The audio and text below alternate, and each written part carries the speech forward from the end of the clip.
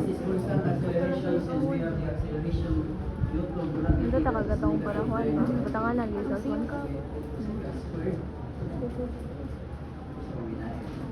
Okay, so we have the first formula. Pwede tamoy ng final velocity is equals to v initial y plus acceleration times time. Muna itong bilirang gapon. Pero ang problema sa gapon, kaya wala na kung y. Diba? So, pwede naman tutag kung y is equals to v initial y times t plus 1/2 acceleration is. And then we have another formula that dy squared is equals to v initial y squared plus 2ay. And therefore, so y is equals to 1/2 v plus vy plus v initial y times t. Or we have the average y is equals to average velocity is vy plus v initial y over 2. So these are the different kinematics formula. And then after natin i-specify na nag-use jy kaya naamang tayo x for projectile. Okay, for horizontal motion, this is constant velocity.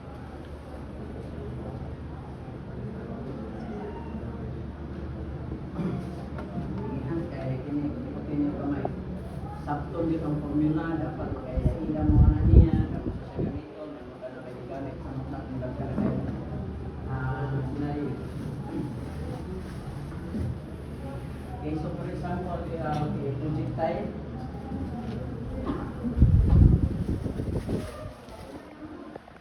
Finish siya itawag mo natin nung siya tuwawag ng range.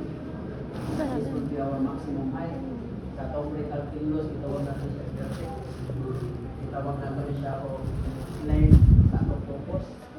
Ini may ato ang datos recto. Ini may ato input sa ato datos recto. Pinundong. Okay. Itong sa gulag physics, tangan natin siya o velocity vector. Vector man ang velocity.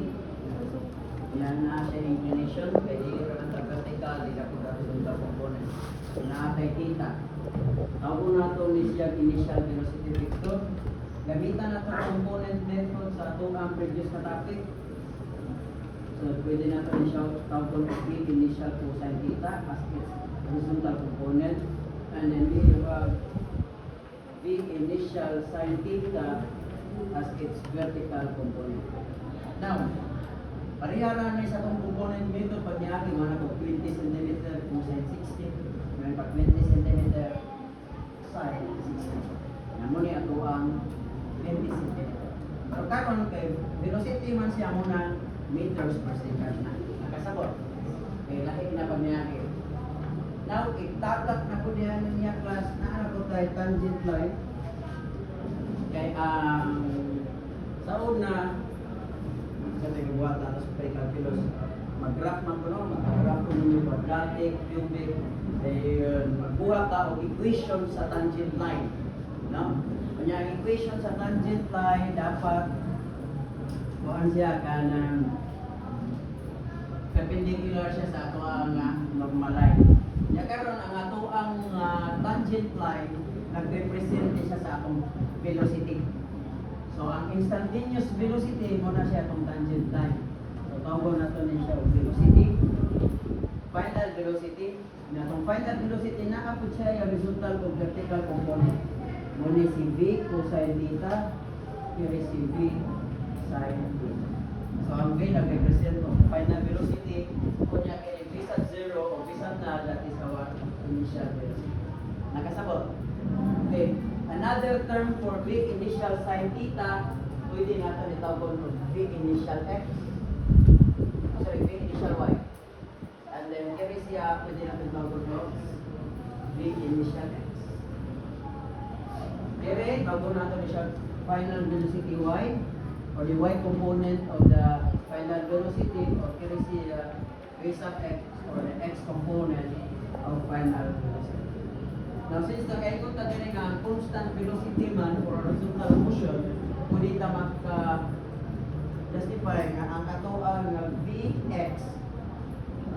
equal to V initial x. Eh, constant pa ng velocity. So, ang iya initial velocity equal po sa final velocity. Pero sa horizontal motion, muna kutangan ko siya x na. Nakasabot. Now, there is a vertical constant iyang acceleration. Kung pasabot, ang pag-decrease sa velocity constant o ang pag-increase sa velocity constant. Muna siya acceleration. So, pag-abot diri class, maana pa karon na kay tangent line niya. Okay? Or pag-abot diri, ang tangent line muna na. Kaya sa tuwag calculus, atong P0 ang derivative para makakuha ta og tangent line. Anong atong P0 para makaingon ta kung maximum ba or minimum. Nakaroon ka maximum height man ikot pa sa horizontal ang iyang tangent line or iyang slope. Okay? 0. Kaya nga na 0 man po ni. Kung ato to sa physics na po, ang ato ang velocity vector paingon sa babaw, kung nga ang acceleration paingon sa ubos that is due to gravity, so nabangga sila duha. So ang ato ang karon nga velocity taking gibangga hangtod ma 0. Pagkahinay niya ko 0 mo stop. Dayon mobile ka to. Nakasabot. Okay? So at maximum point or maximum height ang ato ang vertical velocity is 0. Na pag-abot diri sa ubos, naano po tayo vertical component. Ang problema lang kay paingon sa ubos. Okay? So, nga paingon siya sa ubos kaya ang velocity vector is the same direction with the acceleration vector. Okay ra? Okay, aritas po. Kini tawag sa nato siya o maximum height. O na kini dire napita mo ni ato ang range.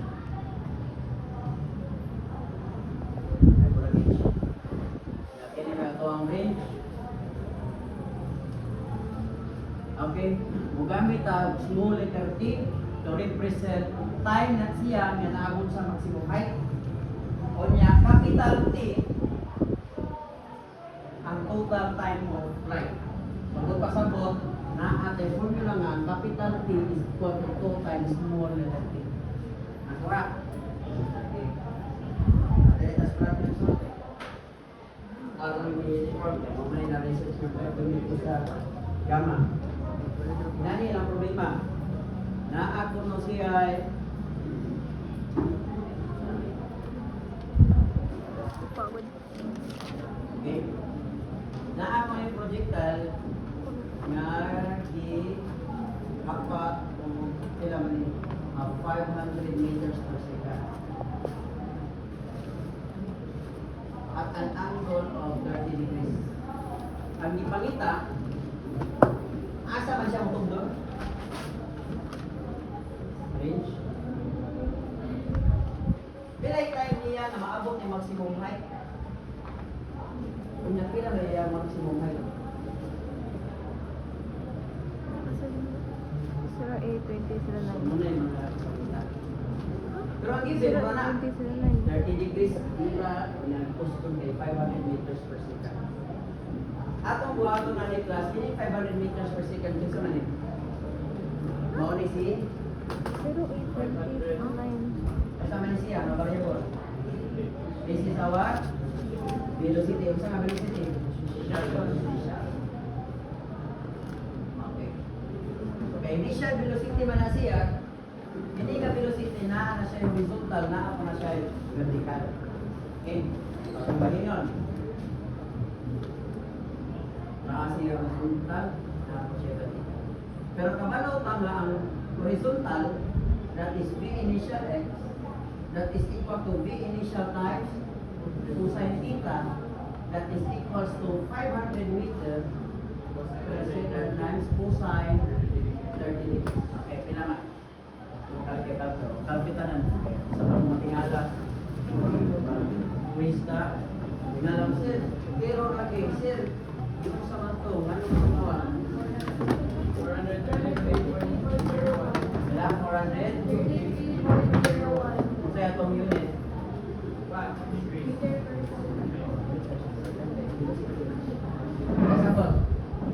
okay direta siya ang vertical component V initial y is equals to V initial sine theta or 500 meters per second times sine 30.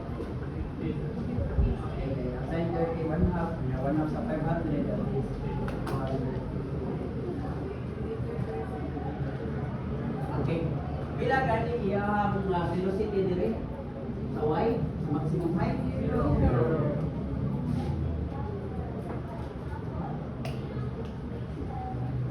Okay. So ito gamitin yung formula para makuha okay, isa ko sa range. Ang range class mo na ito ang horizontal.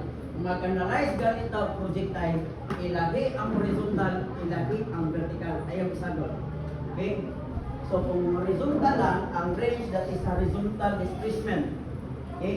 So pwede na ko i-rewrite nila ang formula ng x is equals to v of velocity is displacement over time. Okay. Kanya para makuha ang x, ato i-cross multiply velocity times time. Pero kining ato ang x mo ni siya ato range. Okay? Ato tawag ni range kaya horizontal na. Ato ni siya i-multiply sa ato ang velocity, pero dili si velocity initial dire. Kaya horizontal na ito ito. So dapat si v initial x. Kunya dili pwede si small letter t, kay si small letter t katunga raman. So dapat si capital T. Nakuha. Ano siya? That is equals to ang v initial x, pwede man nato na i-raise ng v initial cosine theta times t. Kunya kay balo po ang v initial x pareha po na sa vx. So that's ang mga relationship ng mga batang na formula. Dapat kalau pag sa relation ano nila doon.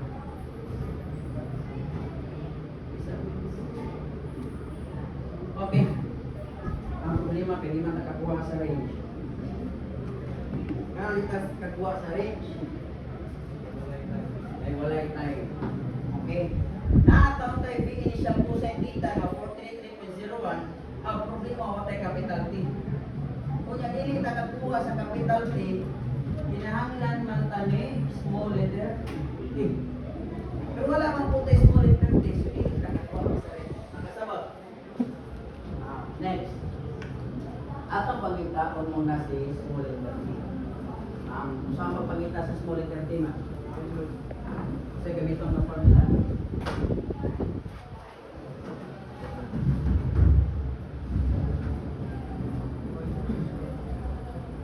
Gamit sa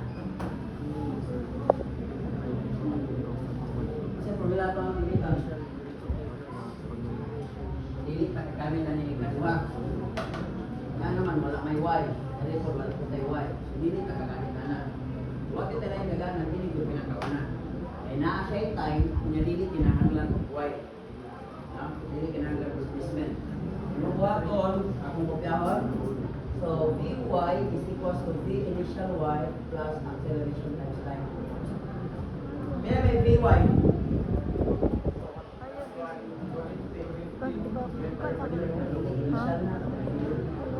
na lang guys, dili man sa maximum. Kaya, pero lahi po ang Vy dili ha. So ang Vy nato dili kay maximum man kung is 30 ako na siya i-zero. Kanya V initial y we have 250 meters per second and plus acceleration that is negative 9.8 meters per second squared times time. Ako na siyang ilabang mo na positive, so 9.8 meters per second squared times time. And we have 250 meters per second. Divide of 9.8 meters per second squared. Bila ito answer? Makalkyo.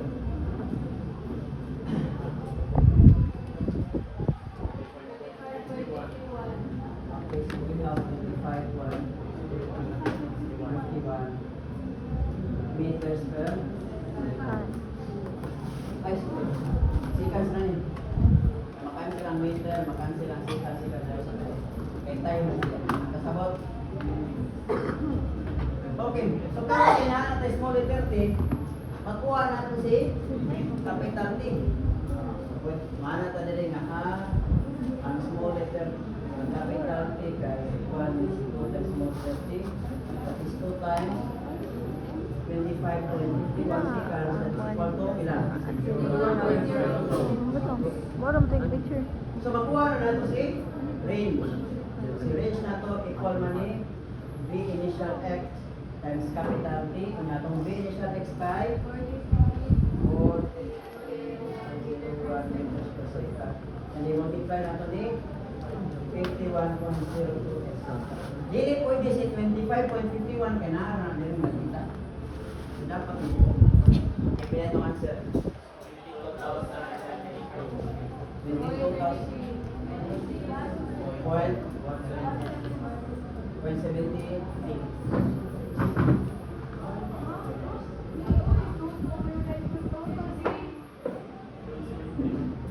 Sige, times ko na. 433.01 times 51.02.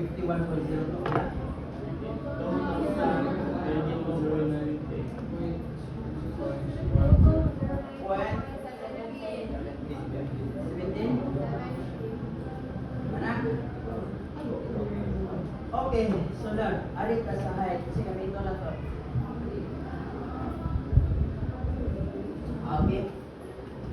Pwede ka makagamit ani, kaya na naman kay time, napakay time, kapag ka na kayo. Okay, pero kung kini magamit ito, anong saan natin yung gamit ito ano? Kini 51 or kini 25? 25. Maximum height man ha. So maximum height na natin. So kaya na itong gamit ito para dali. Kaya na ang b squared y. Okay, so we have v squared y is equals to v initial squared plus 2ay. So this is 0. Kaya maximum height man. And then namin itong initial sila. We have 250 squared na plus 2 times negative 9.8 meters per second squared. Then you have times y. Okay, so this is 0. Pinarin. We have 625 meters squared second squared. Then this is negative 19.6 meters per second squared times y. Akong bilabang na. So we have 19.6 meters per second squared times y equals 600. 2,500 meters squared per second squared. Para makita ng y, i-divide by 19.6. Ayan ang answer. Pag-answer ang meters, we have 3,100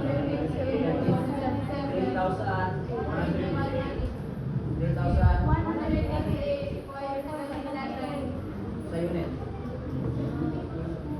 Ang square, mag-cancel ang meter squared, m dere, so natay meter na lang. Manawa ka sa iyong unit. So this is our maximum height. 350.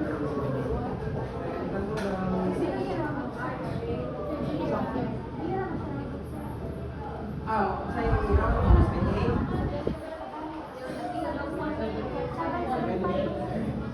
Point.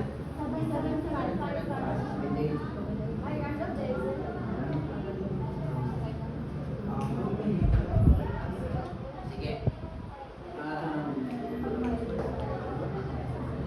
Kamu na.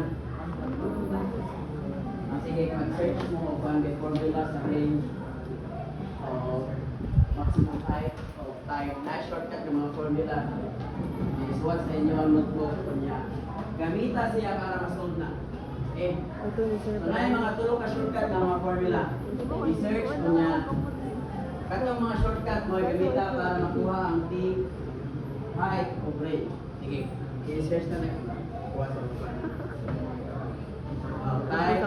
time